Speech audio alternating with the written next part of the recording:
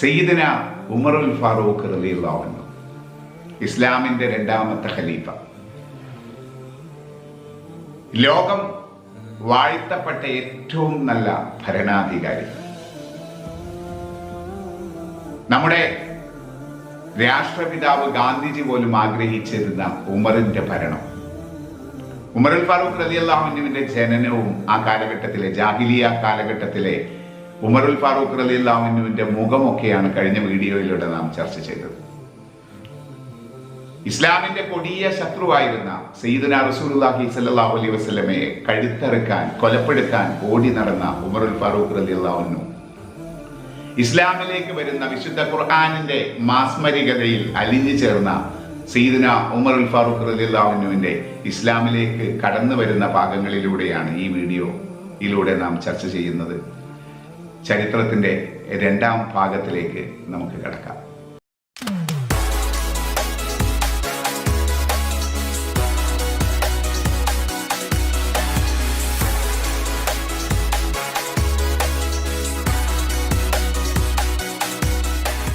ജാഹിലിയ കാലഘട്ടം. ശക്തിയും കരുത്തുമുണ്ടെങ്കിൽ അക്കാലത്ത് എന്തും പ്രവർത്തിക്കാം.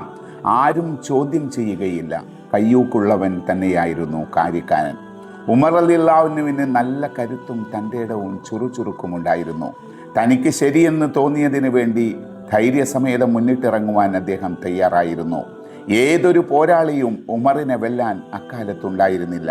എന്തിനഗീതം പറയുന്നു, അക്കാലത്തെ ഉമ്മമാർ അവരുടെ കുഞ്ഞുങ്ങളെ ഉറക്കുവാൻ വേണ്ടി ഭയപ്പെടുത്തി പറഞ്ഞിരുന്നത് പോലും ഉമറിൻ്റെ പേരായിരുന്നു. വിരലിൽ എണ്ണാവുന്ന ചിലർക്ക് അക്കാലത്ത് ബിംബാരാധനയോട് എതിരായിരുന്നു. കണ്ണിൽ കണ്ട മുഴുവൻ അചേതന വസ്തുക്കളെയും ദൈവമാക്കി പ്രതീക്ഷിച്ച് ആരാധിക്കുന്ന പതിവിനെ അവർ വെറുത്തു. ദൈവം ഒന്നേയുള്ളൂ. നൂഹ് നബി അലൈഹി ഇസ്ലാമിൻ്റെയും ഇബ്രാഹിം നബി അലൈഹി ഇസ്ലാമിൻ്റെയും ദൈവം, അതായത് അള്ളാഹു. വറക്കത്ത് ബിനു നൗഫൽ, അബ്ദുല്ലാഹ് ബിനു ജഹ്ഷ്, ഉസ്മാ ബിനു ഹുവൈസ്, സെയ്ദ് ബിനു അംർ മുതലായവരെല്ലാം ഈ വിശ്വാസം വെച്ച് പുലർത്തുന്നവരാണ്. ഇവരിൽ ബുദ്ധിശാലിയും തന്ത്രജ്ഞരുമായ സെയ്ദ് ബിനു അംർ ഉമർ റളിയല്ലാഹു അൻഹുവിൻ്റെ കുടുംബത്തിൽപ്പെട്ട ആളുമായിരുന്നു. അയാൾ ഏത് സമയവും ബഹുദൈവ ആരാധനയെ എതിർക്കും. അതിന് കിട്ടുന്ന ഒരവസരവും ഒഴിവാക്കുകയില്ല. ബിംബങ്ങളെ ആരാധിക്കുന്നതിലെ മൗഢ്യം തുറന്നു കാണിക്കും. ഈ കാണുന്ന പ്രപഞ്ചവും അതിലെ സർവ്വചരാചരങ്ങളും സൃഷ്ടിച്ചത് ഒരേയൊരു നാഥനാണ്. ഒന്നിൽ കൂടുതൽ ദൈവങ്ങളെ ആരാധിക്കുന്നത് വിഡ്ഢിത്തമാണ്. ഇങ്ങനെ തുറന്നടിക്കാൻ സെയ്ദ് ബിനു അംർ മടി കാണിച്ചില്ല. ഇത്തരം വാർത്തകൾ ഉമറിന്റെ ചെവിയിലുമെത്തി. ആ രോഷാഗ്നി ആളിക്കത്തി. എന്ത്? കണ്ണുകൊണ്ട് കാണാൻ കഴിയുന്ന ലാത്ത, ഉസ്സ തുടങ്ങിയ വിഗ്രഹങ്ങളെ നിഷേധിക്കുകയോ കാണാത്ത ഒരൊറ്റ ദൈവത്തെ മാത്രം ആരാധിക്കുകയോ? ഈ വാദം ഒരിക്കലും വകവെച്ചു കൊടുത്തുകൂടാ. തൻ്റെ പിതൃവ്യനായ സെയ്ദ് ബിനു അംറിനെ കടിച്ചു കീറാനുള്ള കോപം ഉമർ റളിയല്ലാഹു അൻഹുവിനുണ്ടായിരുന്നു. ജാഹിലിയ കാലത്തെ ഉമർ അതായിരുന്നു. ക്രൂരത മുറ്റിയ പെരുമാറ്റത്തിനിടയിലും ദയയുടെ ഒരു തിരിനാളം ആ ഹൃദയത്തിൻ്റെ ഉള്ളറകളിൽ പ്രകാശിച്ചിരുന്നു. പക്ഷേ ഒന്നു മാത്രം ഉമറിന് സഹിച്ചില്ല: മതനിഷേധം. താനും തൻ്റെ പിതാമഹന്മാരും ആരാധിച്ചു വന്നിരുന്ന ആയിരം വിഗ്രഹങ്ങളെ തള്ളിപ്പറയുന്നവർ ആരായിരുന്നാലും ഉമർ വെറുതെ വിടുന്നില്ല. അങ്ങനെയുള്ള വാദവുമായി തന്നെ സമീപിക്കുന്നവർക്കെതിരെ ഉമർ ശക്തമായി പ്രതികരിച്ചു. അവരെ കഠിനമായി മർദ്ദിച്ചു. ഉമറിന് ദഹിക്കാൻ കഴിയാത്ത ഒരൊറ്റ പ്രസ്ഥാനമായാണ് ഖുറൈശി കുലത്തിൽ പിറവിയെടുത്ത് മുഹമ്മദ് നബി സല്ലല്ലാഹു അലൈഹി വസല്ലം വന്നത്. അന്ന് വരെ ഒരക്ഷരം കളവ് പറയാത്ത മുഹമ്മദ്, മക്കക്കാർ മുഴുവൻ അൽ-അമീൻ എന്ന് വിളിക്കുന്ന വിശ്വസ്തനായ മുഹമ്മദ്, തൻ്റെ അന്ന് വരെയുള്ള പേരെല്ലാം കളഞ്ഞു കുളിച്ചിരിക്കുന്നു. ഇത്രയും കാലം തങ്ങൾ ആരാധിച്ചിരുന്ന ദൈവങ്ങളെ തള്ളി പറഞ്ഞിരിക്കുന്നു. ലാത്തയും ഉസ്സയും വദും സവാവും എല്ലാം വെടിയണമെന്ന് കൽപ്പിച്ചിരിക്കുന്നു. ഉമറിനെ എങ്ങനെ സഹിക്കും? ഏതൊരാൾക്കൂട്ടത്തിൽ നിന്നാലും പ്രത്യേകം എടുത്തു കാണിക്കുന്ന നീളവും വലുപ്പവുമുള്ള ശക്തനായ ഉമർ പുത്തൻവാദത്തിനെതിരെ പല്ലും നഖവും ഉപയോഗിച്ച് രംഗത്ത് വന്നു. ഇസ്ലാം വിശ്വസിച്ചു എന്നറിഞ്ഞവരെ കയ്യിൽ കിട്ടിയാൽ കഠിനമായി മർദ്ദിച്ചു. സ്ത്രീകളെപ്പോലും മർദ്ദനത്തിൽ നിന്നും ഒഴിവാക്കാൻ ആ ക്രൂര മനസ്ഥിതി സമ്മതിച്ചില്ല. തങ്ങളുടെ മതത്തിലും സമൂഹത്തിലും വിള്ളലും പിളർപ്പുമുണ്ടാക്കുകയാണ് മുഹമ്മദ്. ഒറ്റക്കെട്ടായി നിന്ന അറബി കുലത്തെ ഇരുചേരിയിലാക്കി പരസ്പരം കീറിപ്പിക്കുന്നു. ഇന്ന് വരെയുള്ള വിശ്വാസ പ്രമാണങ്ങളെ ചോദ്യം ചെയ്ത് പുതിയൊരു വാദവുമായി രംഗത്ത് വന്നിരിക്കുകയാണ്. ഇതേ നിലക്ക് മുന്നോട്ട് പോയാൽ അത് ആപത്താണ്. അതൊരിക്കലും പൊറുപ്പിച്ചുകൂടാ. അത് തടയണം. ഇതായിരുന്നു ഉമറിന്റെ ചിന്ത. ഊരിപ്പിടിച്ച വാളുമായി ഒരു കൊടുങ്കാറ്റ് പോലെയാണ് ഉമർ റളിയല്ലാഹു അൻഹു നടക്കുന്നത്. നടക്കുകയല്ല, ഓടുകയാണ്. ആ കണ്ണുകൾ രക്തഗോളങ്ങളായി മാറിയിരിക്കുന്നു. കവിളുകളിൽ നിന്നും ചോര ഒപ്പിയെടുക്കാം. കോപം കൊണ്ട് ഉമർ റളിയല്ലാഹു അൻഹു കിടുകിട വിറക്കുന്നുണ്ട്. സ്വന്തം സഹോദരി ഫാത്തിമയുടെ വീട്ടിലേക്കാണ് ലക്ഷ്യം. ആ നടത്തത്തിൽ ഒരുപാട് ചിന്തകൾ ഉമറിന്റെ മസ്തിഷ്കത്തിലൂടെ മിന്നിമറഞ്ഞു. മുഹമ്മദിന്റെ ദ്രോഹം ഏറി വരികയാണ്. എത്ര നാളെന്ന് വെച്ചാണ് ക്ഷമിക്കുക? ഇതിനു മുമ്പ് തന്നെ അവന്റെ തല നിലത്ത് കിടന്ന് പിടയേണ്ടതാണ്. ഇത്രയും താമസിച്ചതാണ് തെറ്റ്. താൻ വരും വരായികൾ ചിന്തിച്ചുപോയി. ഖുറൈശികൾ കരുത്തരാണ്. അബ്ദുൽ മുത്തലിബിന്റെ മക്കൾ ശക്തരും സംഘടിതരുമാണ്. മുഹമ്മദിന് വല്ലതും സംഭവിച്ചാൽ അവർ അടങ്ങിയിരിക്കുകയില്ല. അങ്ങനെ അത് കൂട്ടക്കൊലപാതകത്തിന് വഴിമരുന്നിട്ടും കൊടുക്കലായിരിക്കും. വേണ്ട, ഇങ്ങനെ ചിന്തിച്ചു കൊണ്ടാണ് ഇത്ര നാളും ക്ഷമിച്ചത്. പക്ഷേ ഇനി അതാവില്ല. ജനങ്ങൾക്കിടയിൽ മുഹമ്മദ് ഉണ്ടാക്കിയ ഭിന്നിപ്പിന്റെ ശക്തി നിസ്സാരമല്ല. ബാപ്പയും മകനും തമ്മിൽ പിണങ്ങുന്നു. ഭാര്യയും ഭർത്താവും തമ്മിൽ സ്വരച്ചേർച്ചയിൽ ഇല്ലാതാകുന്നു. ജ്യേഷ്ഠനും അനുജനും രണ്ട് തട്ടിൽ നിന്ന് പോരടിക്കുന്നു. ഇതെല്ലാം അവൻ ഒറ്റയൊരുത്തൻ ആഭിചാര വിദ്യയാണ്. ഇനി സഹിക്കാൻ തൻ്റെ മനസ്സ് സമ്മതിക്കുന്നില്ല. ഭവിഷ്യത്തുകൾ എന്തുവെന്നാൽ പിന്നീട് അനുഭവിച്ചു കൊള്ളാം. ഇപ്പോൾ ഒരേ ഒരു മാർഗമേ തനിക്ക് മുമ്പിലുള്ളൂ. മുഹമ്മദിന്റെ തല കൊയ്യണം. അതോടുകൂടി അവന്റെ പ്രസ്ഥാനം വേരോടെ പിഴുതെറിയപ്പെടണം. ആ ഒരൊറ്റ ചിന്തയുമായി ഉറയിൽ നിന്നും വാളൂരി നിവർത്തിപ്പിടിച്ച് ഉമർ റളിയല്ലാഹു അൻഹു ഇറങ്ങിയതാണ്. പക്ഷേ അപ്പോൾ അയാൾ തിരിച്ചു പോരുകയാണ് സ്വന്തം സഹോദരിയുടെ അടുത്തേക്ക്. ആ അബ്ദുള്ളയുടെ മകൻ നുഐമിന്റെ വാക്കുകൾ കേട്ടപ്പോൾ തോലുരിഞ്ഞുപോയി. മുഹമ്മദിനോടുള്ള കലിയുമായി ഓടുന്നതിനിടയിലാണ് അവൻ ഇടയ്ക്ക് ചാടി വീണത്. ഉമറേ, നീ എവിടെ പോകുന്നു? നുഐം ചോദിച്ചു. ഞാൻ അവന്റെ ധിക്കാരം അവസാനിപ്പിക്കാൻ പോവുകയാണ്.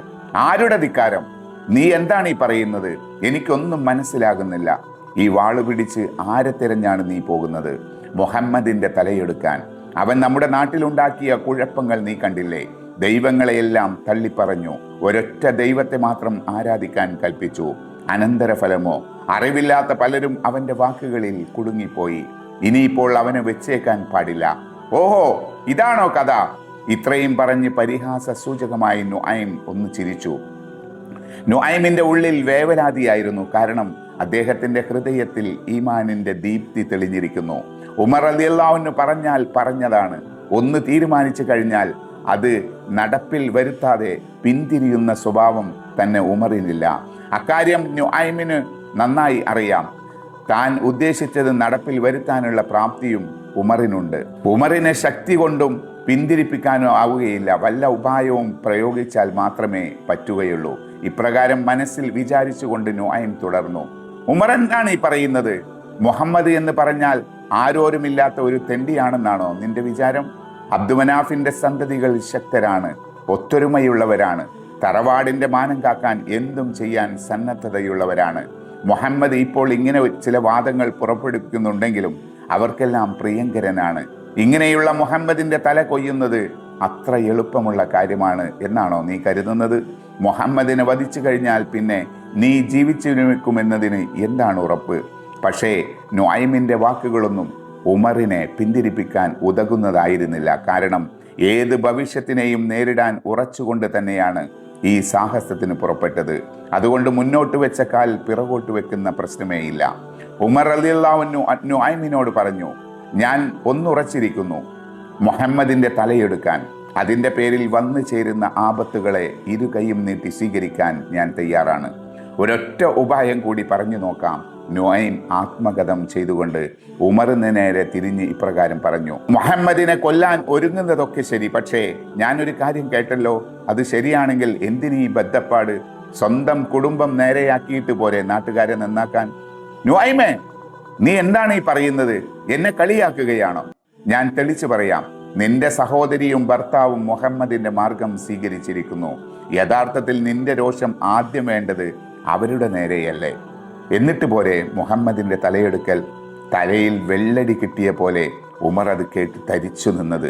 സ്വബോധം കിട്ടിയതുപോലെ ഒരൊറ്റ പാച്ചിലാണ് ഷഹാദത്ത് കലിമയുടെ മാസ്മര മന്ത്രം ഉരുവിട്ട് പരിശുദ്ധ ദീനുൽ ഇസ്ലാമിനെ പുൽകി അല്ലാഹു അഹദ് അല്ലാഹു അഹദ് എന്നുരുവിട്ടുകൊണ്ടിരിക്കുന്ന മുത്തക്കികൾ ഏത് പ്രതിസന്ധിയിലും തങ്ങളുടെ വിശ്വാസത്തിന് ഹാനി തട്ടാതെ കാത്തു സൂക്ഷിക്കുന്ന സജ്ജനങ്ങൾ. അവരുടെ കൂട്ടത്തിൽ അതാ 2 പേർ കൂടി. സഈദ് ബിൻ സയ്യിദും ഭാര്യ ഫാത്തിമയും, ഉമറിന്റെ സഹോദരിയും അവരുടെ ഭർത്താവും. ഖത്താബ് റളിയല്ലാഹു അൻഹു തന്റെ മന്ത്രമധുരമായ സ്വരത്തിൽ പരിശുദ്ധ ഖുർആൻ പാരായണം ചെയ്യുകയാണ്. ത്വാഹ എന്ന സൂറത്തിലെ അർത്ഥം സ്പുഷ്ടമായ ആയത്തുകളാണ് അദ്ദേഹം ഉരുവിട്ടുകൊണ്ടിരിക്കുന്നത്. ആ വചനങ്ങൾ കേട്ട് സഈദും ഫാത്തിമയും നിർവൃതി കൊള്ളുന്നു. ആ സമയത്താണ് കതകിൽ മുട്ടുന്നത്. 1 2 3 അതിശക്തമായ മുട്ടലുകൾ, കൂടെ ഘനഗംഭീരമാർന്ന ഉമറിന്റെ ശബ്ദവും. ഫാത്തിമ, വാതിൽ തുറക്ക്. ശബ്ദം കേട്ട് എന്ത് ചെയ്യണമെന്നറിയാതെ ആ മഹിളാ രത്നം കുറച്ചു നേരം സ്തംഭിച്ചു നിന്നുപോയി. ഉമറാണ് വാതിൽ തുറക്കാൻ പറയുന്നത്. ഇവിടെ പാരായണം ചെയ്തതെല്ലാം അദ്ദേഹം കേട്ടിരിക്കുമോ? തങ്ങളുടെ ഇസ്ലാം മത വിശ്വാസ വാർത്ത ഉമർ അറിഞ്ഞിരിക്കുമോ? അറിഞ്ഞിട്ടുണ്ടെങ്കിൽ എന്ത് സംഭവിക്കാനും ഇടയുണ്ട്. എങ്കിലും വരുന്നത് വരട്ടെ എന്നുള്ള ചിന്തയിൽ ഖുർആൻ ആലേഖനം ചെയ്യപ്പെട്ട ഏടുകൾ മറച്ചു വെച്ചുകൊണ്ട് അവർ കതകിന് നേരെ നീങ്ങി. അതുകണ്ട് ഭയാഖാന്തനായ ഖത്താബ് റളിയല്ലാഹു അൻഹു അകത്തളത്തിൽ എവിടെയോ കയറി ഒളിച്ചു. ഫാത്തിമ വാതിൽ തുറന്നു. ക്രൂരത മുറ്റിയ സഹോദരന്റെ മുഖമാണ് അവർ കണ്ടത്. എങ്കിലും ഒട്ടും ഭാവവേദം പുറമേക്ക് പ്രകടിപ്പിക്കാതെ അവർ പറഞ്ഞു, സഹോദര ഇരിക്കൂ. ശാന്തമായി സംസാരിച്ചു. അങ്ങയുടെ മുഖം എന്താണ് വിവർണമായിരിക്കുന്നത്? ഉമർ റളിയല്ലാഹു അൻഹു, ഞാൻ നിന്റെ സൽക്കാരം സ്വീകരിക്കാൻ വേണ്ടി വന്നതല്ല, ഞാൻ ചിലതെല്ലാം അറിഞ്ഞു വന്നതാണ്. അതിരിക്കട്ടെ, ഇതുവരെയും ഇതിനകത്തു നിന്നും കേട്ടത് എന്ത് ശബ്ദമാണ്? ആരുടെ ശബ്ദമാണ്? ഫാത്തിമ, ഒന്നും ഉണ്ടായില്ലല്ലോ ഇവിടെ. ഞങ്ങൾ 2 പേരും വർത്തമാനം പറഞ്ഞിരുന്നു. ഒരുപക്ഷെ അത് കേട്ടതായിരിക്കാം. ഉമർ റളിയല്ലാഹു അൻഹു, അതൊന്നുമല്ല. ഞാൻ കേട്ട വാർത്ത ശരിയാണോ? നിങ്ങൾ 2 പേരും മുഹമ്മദിന്റെ മന്ത്രവാദത്തിൽ കുടുങ്ങിയോ? എല്ലാം ഉമർ അറിഞ്ഞിരിക്കുന്നു. ഇനി ഒന്നും മറച്ചു വെച്ചിട്ട് കാര്യമില്ല. ദീനുൽ ഇസ്ലാമിന്റെ പേരിൽ എന്ത് മർദ്ദനം സഹിക്കാനും ഞങ്ങൾ തയ്യാറാണ്. അതുകൊണ്ട് വെട്ടി തുറന്നു പറയുക തന്നെ. ഫാത്തിമയും ഭർത്താവും അത് മനസ്സിലുറപ്പിച്ചു. അതെ, ഞങ്ങൾ പരിശുദ്ധ ദീനുൽ ഇസ്ലാം പുണർന്നിരിക്കുന്നു. അള്ളാഹു അല്ലാതെ മറ്റൊരു ആരാധനും ഇല്ലെന്നും മുഹമ്മദ് നബി അള്ളാഹുവിന്റെ പ്രവാചകനാണെന്നും സധൈര്യം ഞങ്ങൾ ഇന്ന് ആവർത്തിച്ച് പ്രഖ്യാപിക്കുന്നു. സയ്യിദിന്റെ കരുത്താർന്ന വാക്കുകൾ ഉമറിന്റെ രോഷത്തെ ഇരട്ടിയാക്കി. ശക്തമായൊരടി സയ്യിദിന്റെ കരണത്ത് തന്നെ അതേറ്റു. തല കറങ്ങുന്നത് പോലെ വീണ്ടും അടിക്കാനൊരുങ്ങിയ ആങ്ങളയുടെ മുന്നിലേക്ക് ചാടിക്കൊണ്ട് ഫാത്തിമ പറഞ്ഞു, അരുത്, അദ്ദേഹത്തെ അടിക്കരുത്. എന്നെ എന്ത് വേണമെങ്കിലും ചെയ്തോളൂ. ഞാനും മുഹമ്മദ് നബിയുടെ മാർഗം പിൻപറ്റിയവളാണ്. സഹോദരിയുടെ വാക്കുകൾ എരുതിയിൽ എണ്ണ പോലെ ഉമറിന്റെ കോപത്തെ ആളിക്കത്തിച്ചു. അദ്ദേഹം സഹോദരിയെയും കണക്കില്ലാതെ മർദ്ദിച്ചു. ശരീരത്തിന്റെ പല ഭാഗങ്ങളിൽ നിന്നും ഇറ്റി വീഴുന്ന രക്തവുമായി ഫാത്തിമ സഹോദരന്റെ മുന്നിൽ നിന്നു. അജയ്യമായ ഈമാൻ ആവേശത്തിന്റെ ഈ ലോകത്തെ ഒന്നിനെയും ഭയപ്പെടാനില്ലെന്ന് അവർ സഹോദരന് കാണിച്ചു കൊടുത്തു. സഹോദര, അങ്ങേക്ക് ഇഷ്ടമുള്ള എന്ത് വേണമെങ്കിലും ചെയ്തുകൊള്ളൂ. മരണശിക്ഷ തന്നെ ഞങ്ങളെ വിധേയരാക്കിയാലും ഈ സത്യമതത്തിൽ നിന്നും ഞങ്ങൾ പിന്മാറുകയില്ല. അചഞ്ചലമായ വിശ്വാസം, സത്യത്തിന്റെ ഊന്നലില്ലാതെ ഈ കരുത്ത് എവിടെയെന്ന് കിട്ടും? ഉമർ റളിയല്ലാഹു അൻഹു അതാണ് അപ്പോൾ ആലോചിച്ചത്. ഓർക്കുന്തോറും ഹൃദയത്തിൽ പശ്ചാത്താപത്തിന്റെ ശകലങ്ങൾ ഉറന്നിരിക്കുന്നു. ചോരയിൽ കുതിർന്നു നിൽക്കുന്ന തന്റെ സഹോദരി, പ്രാണനിൽ പ്രാണനായ അവൾ സ്നേഹിക്കുന്ന ഭർത്താവ്. പാവം, അവരെ 2 പേരെയും ഞാൻ എത്ര ഉപദ്രവിച്ചു. അവർ എന്തിനു വേണ്ടിയാണ് ഈ മർദ്ദനങ്ങൾ സഹിക്കുന്നത്? അത് കളവാകാൻ ഇടയില്ല. സത്യത്തിന്റെ തിരിനാളം താൻ അതിൽ കാണുന്നു. ഉമറിന്റെ ഹൃദയത്തിൽ ഈമാനിന്റെ ഉറവ പൊട്ടുകയായിരുന്നു. തന്റെ ചെയ്തികളിൽ അദ്ദേഹം അകമഴിഞ്ഞ് പശ്ചാത്തപിക്കുകയായിരുന്നു. ഫാത്തിമ, തീർച്ചയായും ഞാൻ ആത്മാർത്ഥതയോടെ ചോദിക്കുകയാണ്, നിങ്ങൾ എവിടെ നിന്ന് പാരായണം ചെയ്തത് എന്താണ്? എനിക്കതൊന്ന് കേൾക്കണം. ആ വചനങ്ങൾ അടങ്ങിയ ഏടുകൾ എന്നെ കാണിച്ചു തരൂ. സഹോദരന്റെ മനസ്സ് മാറുന്നത് കണ്ട് ഫാത്തിമയും ഭർത്താവും അകമഴിഞ്ഞ് സന്തോഷിച്ചു. എങ്കിലും ആ ഏടുകൾ അതേ നിലയിൽ കയ്യിൽ കൊടുക്കാൻ അവർ തയ്യാറായില്ല. താങ്കൾ അംഗസ്നാനം ചെയ്ത് ശുദ്ധിയോടെ വരൂ, എന്നാൽ ഏട് കയ്യിൽ തരാം. അത് കേൾക്കേണ്ട താമസം. ഉമർ റളിയല്ലാഹു അൻഹു കുളിച്ച് ശുദ്ധനായി തിരിച്ചു വന്നു.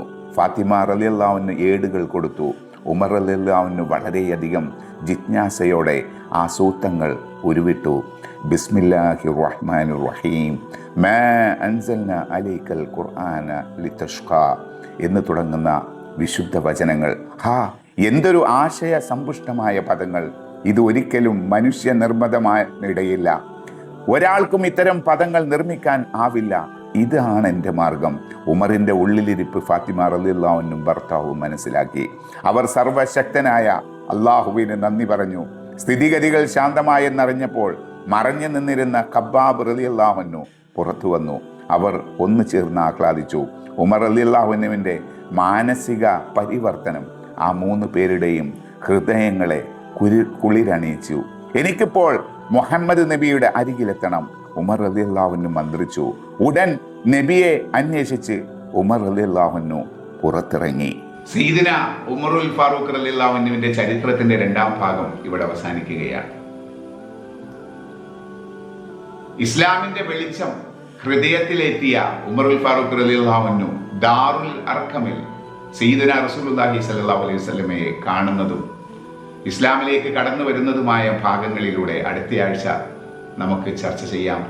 തൽക്കാലം നിങ്ങളോട് വിട പറയുന്നു. ചരിത്രത്തിന്റെ 3ാം ഭാഗവുമായി അടുത്തയാഴ്ച നമുക്ക് വീണ്ടും കാണാം.